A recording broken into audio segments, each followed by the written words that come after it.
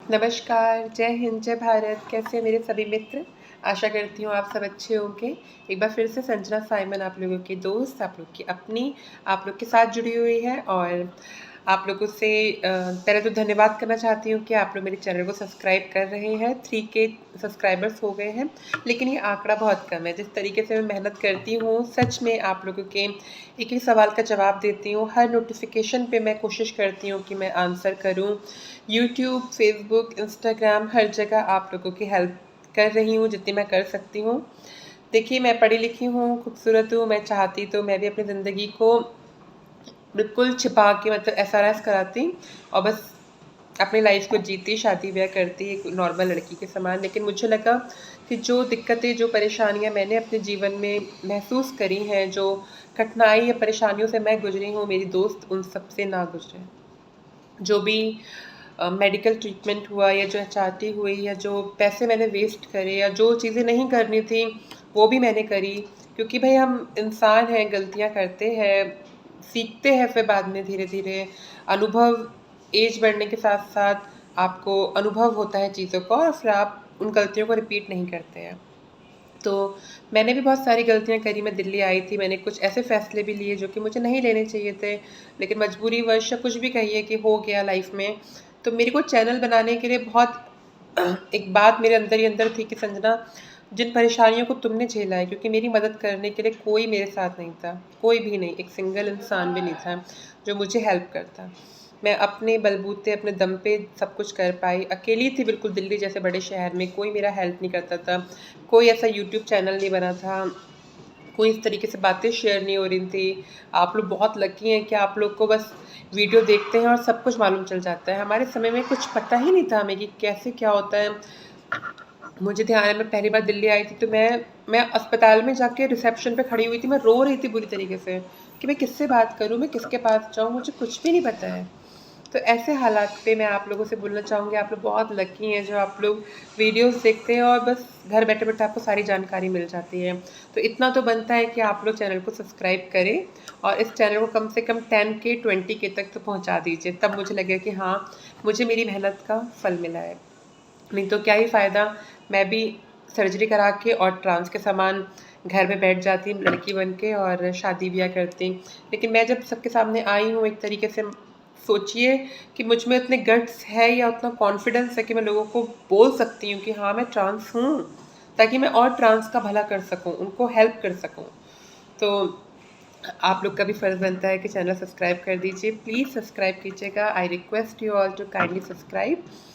और कल जो मैंने वीडियो बनाई थी उसके ऊपर मुझे बहुत सारे कमेंट्स आए, लोगों ने मुझे बहुत इनकरेज करा कि मैम आपने बिल्कुल सही करा, आप हमेशा चुप रहती हैं तो दूसरा आपकी चुप्पी का फ़ायदा उठाता है, वो सोचता है कि ये चुप है, सीधी है, कुछ नहीं बोलती है। और मैं सच में मतलब मैं बहुत रिलीजियस हूँ, बहुत धार्मिक हूँ, मैं सोचती हूँ चलो माफ़ करो, हटो, आज नहीं तो कल अक्ल आएगी, कल नहीं परसों आएगी, कभी खुद की ज़िंदगी में कुछ ऐसा वक्त आएगा तब शायद दूसरे की परेशानी समझ में आएगी। लेकिन अब जब पानी नाक से ऊपर हो चुका है, हद हो गई है, मैं किसी के बारे में कुछ नहीं बोल रही हूँ, मैं बस अपने यूट्यूब के व्यूअर्स से बात करती हूँ, उनके टॉपिक से वीडियो बनाती हूँ। लेकिन पता नहीं क्यों लोगों को तक इतनी जलन, इतनी चिढ़ किस बात की है कि मेरे बारे में इतना-इतना बुरा-बुरा बोलते हैं। और मैं तो बस यही बोलूँगी कि देखिए, अगर मुझे कुछ बुरा काम करना होता तो मैं आज भी कर रही होती। अगर मेरी ज़िंदगी में एक दौर आया और मैंने कुछ समझौता करा, तो वो सिर्फ़ समझौता था। अगर वो मेरी खुशी होती, मेरी आत्मा की खुशी होती, मैं वैसी होती, तो मैं आज यहाँ ऑफ़िस पे नहीं बैठी होती। मैं दिल्ली आके नोएडा सेक्टर 52 में एक call centre, American call centre में जॉब नहीं कर रही होती। मैं फरवरी 2020 में द ललित में एज़ अ मैनेजर सेलेक्ट नहीं हुई होती और मैं कोरोना पीरियड के बाद में एक एनजीओ को जॉइन नहीं करा होता। मैंने आशीर्वचनम एनजीओ को जॉइन किया, मैं तकरीबन 6 से 8 महीने वहाँ पे काम करती रही। उसके बावजूद भी जब चीज़ें सही नहीं हो रही थी, सेटल्ड नहीं हो रही थी और मैंने कॉम्प्रोमाइज़ करा अपनी लाइफ़ में कुछ समय के लिए, तो लोगों को इतना तकलीफ़ हो गया, इतना बुरा लग गया, किस बात का? वो एक उम्र का दौर था, वो एक चरण था, वो चला गया है, वो दौर ख़त्म हो गया है और अब मैं एक अच्छी जगह पे जॉब कर रही हूँ, इज़्ज़त से जी रही हूँ, मेरी मम्मा मेरे साथ में है, मेरे भाई मेरे साथ में है, मेरे फ्रेंड्स मेरे साथ में हैं, तो आपको क्या परेशानी है? खुश होना चाहिए कि चलो हमारी एक बहन जो थी वो भी आगे बढ़ी है। वो आगे बढ़ी है अपने दम पे, अपनी मेहनत पे, एक ऐसे शहर में मुकाम बना रही है जहाँ पे कि उसका कोई गॉडफादर नहीं था। बुरे दिन आए, बुरी परिस्थितियाँ आईं, लेकिन वो उसमें लिप्त नहीं हुई, उसमें गिरी नहीं, घुसी नहीं, गई और उसके बाद में वहाँ से बच के बाहर निकल के आ गई, अपने आप को आज स्थापित करी है। तो इस बात की खुशी होनी चाहिए, ना कि इस बात का दुःख होना चाहिए। खैर, आज जो वीडियो मैं आपके साथ में शेयर कर रही हूँ, उसका मेन मकसद ये है कि मेरी रूममेट जो है, उसने अभी अपने हार्मोन्स स्टार्ट करे हैं और उसको कुछ प्रॉब्लम है और वो चाहती है कि मैं उसके ऊपर बात करूँ, उस टॉपिक पे बात करूँ जो प्रॉब्लम उसको है। तो प्रॉब्लम ये है कि जब आप एक लड़के से लड़की बनते हैं, एक लड़के के शरीर को छोड़ के लड़की के शरीर की तरफ बढ़ते हैं, तो आप स्टार्टिंग में काउंसलिंग करवाते हैं और आप एचआरटी लेते हैं, आप लेज़र ट्रीटमेंट लेते हैं, तो आपका जो एक मर्दाना शरीर होता है वो स्त्री के समान चेंज होने लग जाता है। तो उस समय शरीर की बनावट, शरीर की हालत इतनी ख़राब हो जाती है कि लोग आपके ऊपर हँसते हैं। जैसे अमूमन सोचिए कि आपके छोटे-छोटे बाल हैं, बिल्कुल आप अभी एक लड़का हैं, आपने चाटी स्टार्ट नहीं करी, आपके छोटे-छोटे बाल हैं। अचानक से आप बालों को बढ़ाना शुरू करते हैं, तो आपके बाल घुंघराले हो जाएँगे। इधर से बड़े, इधर से छोटे, इधर से अजीब, और वो ना रबर बैंड बन पा रहा है क्योंकि आप बड़े, आपके बाल इतने बड़े नहीं है कि आप उसमें रबर बैंड लगा सकें, क्लचर लगा सकें। इतने छोटे नहीं है कि आप उसे कंघी से सँवार सकें, तो बाल माथे पे गिर रहे हैं, बाल पीछे इधर लच्छे पड़ गए हैं, गुच्छे बन गए हैं, तो आपको अजीब फ़ील हो रहा है। आप कहीं जा रहे हैं तो लोग आपसे मज़ाक बना रहे हैं कि क्या भई, तुम तो बिल्कुल ऐसा लग रहा है कि डांस कंपनी में काम करने वाले कोई नचनिया हो, या इस तरीके की बातें बोलते हैं। माता-पिता भी बोलते हैं कि भई क्यों बाल बढ़ा रहे हो? क्यों ऐसा गेटअप तुमने कर रखा है? तो उस समय ट्रांस को बड़ा मतलब शर्मिंदगी का सामना करना पड़ता है। तो ये एक एग्ज़ाम्पल है जो मैं आपको दे रही हूँ, जो कि अधिकतर ट्रांस फ़ील करते हैं। एक समय ऐसा आता है कि जब आप आपके मतलब अभी हार्मोन्स से आपके ब्रेस्ट ग्रोथ नहीं हुई है इतनी और आप पैडेड ब्रा पहन के क्रॉस ड्रेसिंग कर रहे हैं, तो कभी-कभी बहुत सारे लड़के होते हैं वो हाथ मार के, या आपके दोस्त मोहल्ले के लोग जो होते हैं वो हाथ मार के बोल देते हैं, अरे यार तूने क्या, ये हम लोग को बेवकूफ़ बनाने के लिए, लोगों को बेवकूफ़ बनाने के लिए तू ये नकली पहन के घूम रहा है, तो अच्छा खासा लड़का है, तू इस तरह के कपड़े क्यों पहनता है। अब वो सब नहीं समझते कि आप जेंडर डिस्फोरिया में हैं। वो आपके पैडेड ब्रा का मज़ाक बनाएँगे, वो आपके पैडेड पैंटीज़ का मज़ाक बनाएँगे, वो आपके गंदे-गंदे शब्द आपको देंगे, आपको बहुत गंदा-गंदा बोलेंगे, क्योंकि आप अब तक एक लड़का थे और अचानक से लड़की बन रहे हैं, तो आपको बहुत कुछ बर्दाश्त करना पड़ेगा। वो आपको ये भी बोलेंगे कि आपका ऊपर से तो आप लड़की-लड़की जैसा लग रहे हो, लेकिन नीचे आपका पुरुष का अंग लटक रहा है, और ये बहुत खिल्ली बनाएँगे, आपकी मज़ाक बनाएँगे, आपको उल्टा-उल्टा बात बोलेंगे, गाली-गलौज करेंगे। तो वहाँ पे आपको बहुत संयम से रहना है, बहुत धैर्य से रहना है। ठीक है, मैं बाद में बताऊँगी लास्ट में एक टैगलाइन कि आपको क्या करना है। अभी मैं प्रॉब्लम्स डिस्कस कर रही हूँ। तो बेसिकली प्रॉब्लम आती है जब आप बालों को बड़ा करते हैं तब। सेकंड प्रॉब्लम आती है जब आप लेज़र लेना शुरू करते हैं, तो लेज़र से क्या होता है, आपके डिफरेंट जगह पे पैचेस पड़ जाते हैं।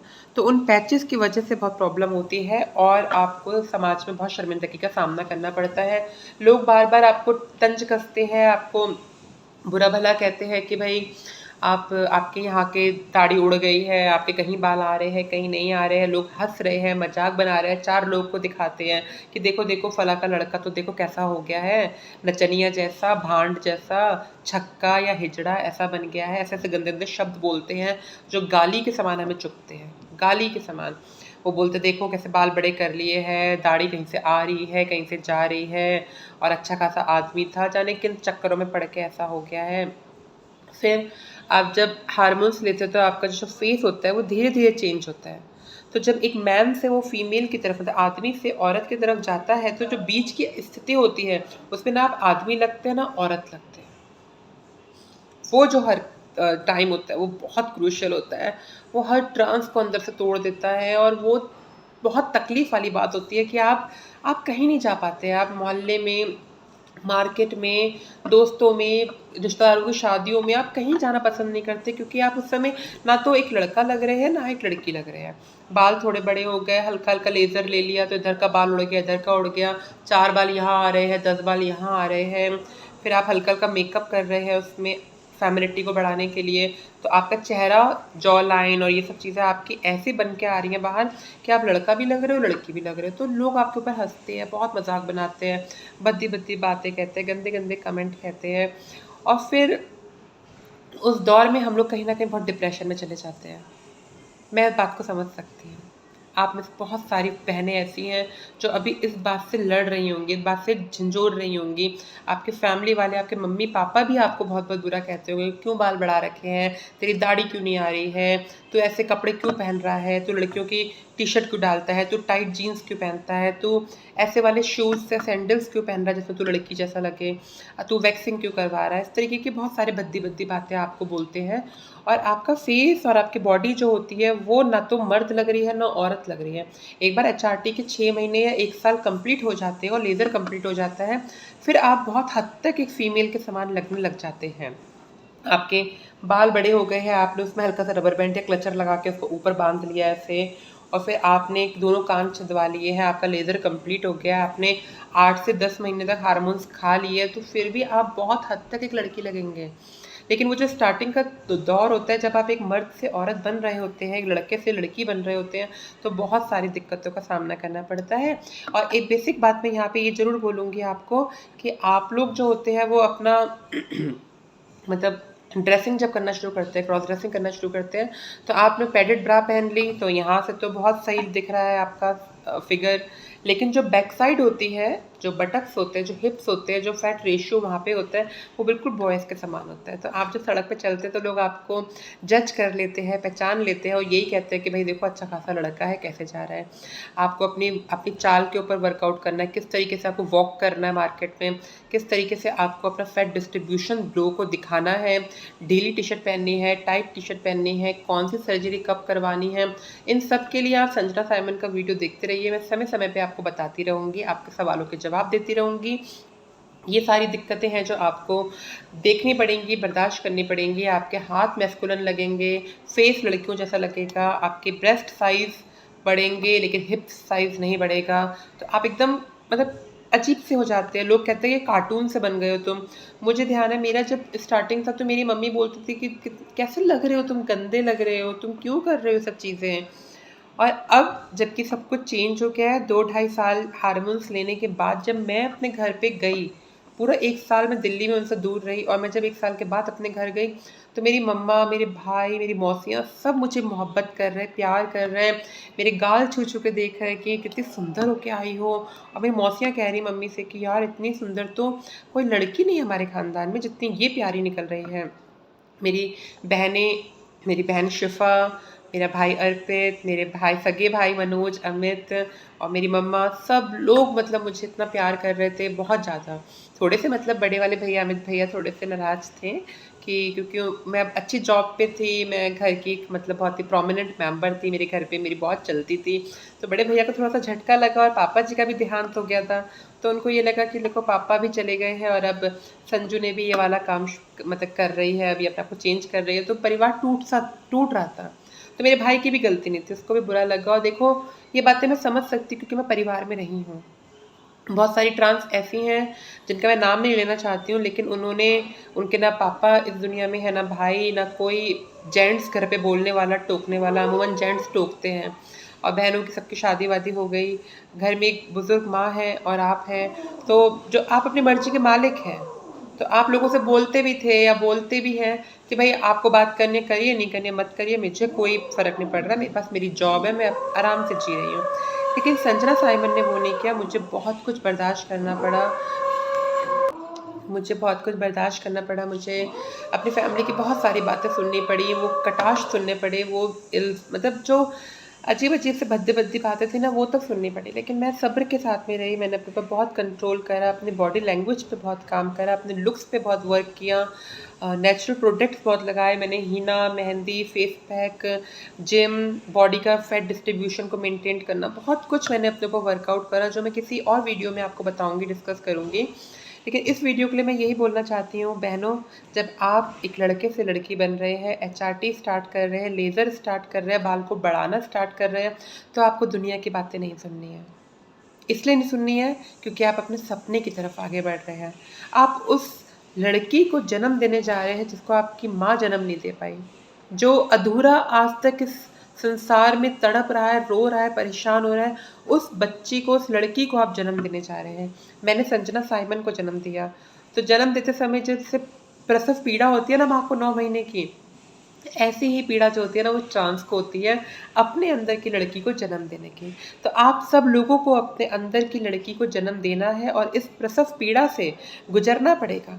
इस प्रसव पीड़ा में आपको बेचैनी भी होगी, घबराहट भी होगी, आपको नौशिया रहेगा मेडिसिन्स का, आपका मूड स्विंग होगा, सेक्स ड्राइव नीचे जाएगी, पार्टनर के साथ में क्लेश हो सकता है, फैमिली मेंबर्स आपको छोड़ देंगे, आपके बचपन के दोस्त आपको छोड़ देंगे, आपके ऊपर लोग गंदे-गंदे इल्ज़ाम डालेंगे, आपको कॉम्प्रोमाइज़ और समझौते के तहत बहुत सारे ऐसे काम भी करने पड़ेंगे जो आपका ज़मीर आपको गवाही नहीं करेगा। लेकिन आपको अपने अंदर की अगर लड़की से मोहब्बत है, अगर आप एक ट्रांस वुमन है, आप जेंडर डिस्फोरिया में हैं, तो आप उस लड़की को जन्म देंगे। आपको अपने अंदर जो लड़की पल रही है ना, जिसको आपने आज तक अपने पेट में, अपने दिल में रख रखा है, इसको जन्म देना है। ये 9 महीने भी ले सकती है, तो 19 महीने भी ले सकती है, 2 साल भी ले सकती है, लेकिन जिस दिन ये लड़की जन्म लेके बाहर आएगी ना, दुनिया में आपका डंका बज जाएगा। लोग ये कहेंगे कि देखो, इसने कीर्तिमान स्थापित कर दिया, इतिहास स्थापित कर दिया। आज मैं यूनिवर्सिटीज़ में, कॉलेजेस में एज़ अ गेस्ट लेक्चर देने के लिए जाती हूँ। वहाँ पे जब लोगों को संबोधित करती हूँ, बताती हूँ अपने बारे में, तो लोग जो होते हैं वो पीएचडी कर रहे हैं। अभी जल्दी कानपुर से मेरे ऊपर एक बुक भी लिखी गई है, मैं उसका रेफ़रेंस भी दूँगी आप लोग को। तो उसमें उन्होंने मेरा पूरा इंटरव्यू छापा है और बहुत सारी और जगहों पे बात चलती है इस तरीके से। तो मैं यही बोलना चाहती हूँ कि वो दौर जब गुज़र जाता है ना कठिनाइयों का, तो फिर आप भी ऐसे ही सेटल्ड हो जाते हैं जैसे आज मैं हो गई हूँ। तो उस दौर में हार नहीं माननी है। लोग मज़ाक बना रहे हैं, आपका चेहरा बुरा लग रहा है, आपका चेहरा आधा पुरुष, आधा स्त्री जैसा लग रहा है, कोई बात नहीं। आप संयम रखिए, धीरज रखिए। बच्चा पैदा होने में भी 9 महीने का टाइम लगता है। आपके अंदर की लड़की को भी बाहर आने के लिए कम से कम 1 साल का टाइम तो लगेगा। उस 1 साल के बाद में फिर आप देखिएगा आप कहाँ पहुँच गए हैं। तो इन्हीं शब्दों के साथ में मैं आपसे विदा लेती हूँ। अपनी एजुकेशन को कंप्लीट करिए, आप पढ़े-लिखे होंगे तो आप हर जगह अपना कीर्तिमान स्थापित कर सकते हैं। पढ़ाई-लिखाई से कभी भी दूर मत होइएगा। पढ़िए, लिखिए, फ़ाइनेंशियली स्ट्रॉन्ग बनिए और फिर आगे बढ़िए। बेशक परेशानियाँ आएँगी, लेकिन वो एक दौर होगा। वो दौर गुज़र जाएगा तो सफलता आपके कदम चूमेगी। मेरे लाइफ़ में भी बहुत-बहुत बुरे दिन आए थे, मैंने भी बहुत कुछ झेला, बहुत कुछ बर्दाश्त किया, लेकिन आज स्थिति बदल गई है। आज मैं सम्मान के साथ मिनिस्ट्री ऑफ कल्चर, भारत मंत्रालय के कथक केंद्र में जॉब कर रही हूँ, प्रोग्राम सेक्शन देखती हूँ, मंच का संचालन करती हूँ, बहुत सारे बड़े-बड़े काम कर रही हूँ। तो ये सब ऐसे ही नहीं हुआ। बहुत रातें रोते हुए गुज़ारी हैं, बहुत दिन अकेले गुज़ारे हैं। कभी बताऊँगी तो शायद आप भी रो पड़ेंगे। आज जो संजना साइमन दिख रही है आपको ऐसी, उसने बहुत तकलीफ़ भी उठाई है, लेकिन मैं इस बारे में बात नहीं करती हूँ क्योंकि मैं यहाँ पे पॉज़िटिविटी फैलाने आई हूँ, मैं यहाँ पे आपको मोटिवेट करने आई हूँ, दुःख शेयर नहीं करना चाहती। चाहती हूँ कि बस अच्छी-अच्छी बातें शेयर करूँ ताकि आप सब पॉज़िटिव रहें। आप लोग का बहुत-बहुत धन्यवाद। प्लीज़ मेरे चैनल को सब्सक्राइब कीजिएगा, मुझे आपके प्यार की, मोहब्बत की, सपोर्ट की बहुत ज़रूरत है। बहुत-बहुत ज़रूरत है। मेरे कंगन कैसे लग रहे हैं आपको? ज़रूर बताइएगा। ये मेरे फ़ेवरेट कंगन है, मैं कभी-कभी पहनती हूँ। आज भी कथक केंद्र नई दिल्ली में प्रोग्राम है हिंदी दिवस के सौजन्य से, तो मैं उसमें कंपेयरिंग कर रही हूँ, इसलिए आज फिर साड़ी पहन के आई हूँ। और आप लोगों ने सबने कहा था छोटी बिंदी लगाइए मैम, बहुत सुंदर लगती हैं। तो देखिए, मैंने छोटी-सी बिंदी लगाई है और लाइनर लगाया है, लिपस्टिक लगाई है और मैचिंग के ये बॉक्सेस वाले झुमके पहने हैं, बाल खोले हैं मैंने, आज मैं बाल खोलूँगी, बस एक सिंपल सा क्लचर लगा रखा है मैंने और साइड की मांग ली है। मेरे हल्के यहाँ से बाल जो है मैंने अभी कलर करवाए थे, हाइलाइट्स करवाई थी जो कि बहुत खूबसूरत लगती हैं। मैं अपने कभी हेयर केयर के ऊपर और अपने स्किन केयर के ऊपर भी वीडियो बनाऊँगी कि मैं क्या-क्या चीज़ें करती हूँ। आप लोग को अपना लुक दिखा देती हूँ, अपने आज की ड्रेस दिखा देती हूँ। सब लोग मेरी फ्रेंड्स जो हैं मेरे लुक्स को देख के खुश होती हैं। Thank you so very much आप लोग के प्यार के लिए। तो इस तरीके से है कुछ।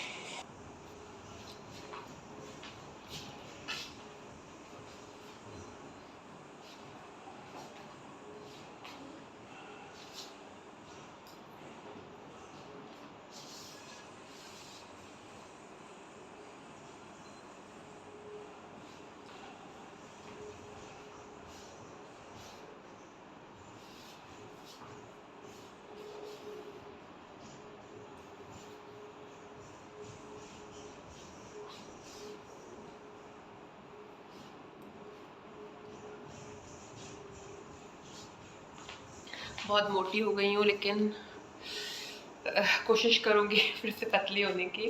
मोटी होती जा रही हूँ बहुत ज़्यादा दोस्तों, कम से कम 20 किलो वज़न बढ़ा लिया मैंने अपना। और लेकिन ये है कि हाँ, बॉडी काफ़ी कुछ फैट डिस्ट्रीब्यूशन काफ़ी अच्छा हो गया है, तो काफ़ी अच्छा लगता है। हाँ, और ये ब्लाउज़ मेरा फेवरेट है। देखिए ब्लाउज़ में ऐसे डिज़ाइन है और मुझे बहुत पसंद है साड़ी, इसका कलर। और आप लोग को कैसा लगा, मेरी साड़ी कैसी लगी, मैं कैसी लग रही हूँ, ज़रूर बताइएगा। अपने ऑफिस में हूँ, ज़रूर बताइएगा मैं कैसी लग रही हूँ। आप लोग को मेरा वीडियो कैसा लगा ज़रूर से मैसेज कीजिएगा, कमेंट कीजिएगा और इस वीडियो को बहुत बहुत पॉपुलर कीजिए। मेरे चैनल को सब्सक्राइब कीजिए, लाइक कीजिए। मुझे आपके प्यार की, आशीर्वाद की, सपोर्ट की बहुत ज़रूरत है। जो जलते हैं उनको जलने दीजिए। हिंदी में कहावत है ना, कुत्ते भौंकते हैं उन्हें भौंकने दीजिए, हाथी तो चलता है। तो हम चल रहे हैं अपनी राह में, आप भी, आपको साथ में लेके चलेंगे, आप भी हमारे साथ चलिएगा। और बहुत बहुत धन्यवाद आपके सपोर्ट का और प्यार का। I love you every one my YouTube viewers. मैं आप लोग को बहुत प्यार करती हूँ और बहुत जल्दी बहुत अच्छी गुड न्यूज़ भी आप लोगों से शेयर करूँगी, आप लोग को बहुत अच्छी लगेगी। और आज जब जाऊँगी मंच पे काम करने के लिए तो थोड़ा सा बालों का लुक चेंज करूँगी। Okay, bye everyone.